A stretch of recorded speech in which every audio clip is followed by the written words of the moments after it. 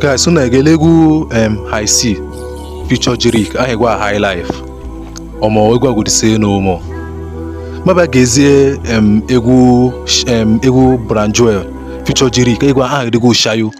Guys, egwu go ikpo boy. So mba ba compare that shayo with High Life featuring JeriQ.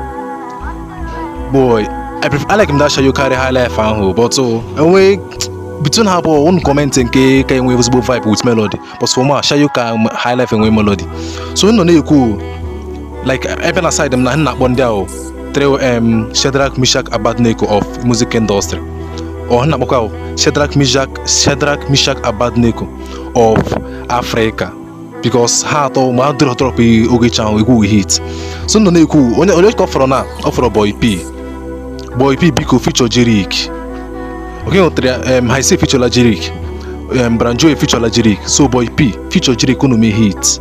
Nda aba na-eche we wan stream this song, we were top number 1 na aba music chart we dey. So Boypee anam gị n'azụ to feature la JeriQ na o complete na ma that ona era nkunu ezuola. Okay, hola time like enwe ya chega na Boypee and JeriQ emera hit.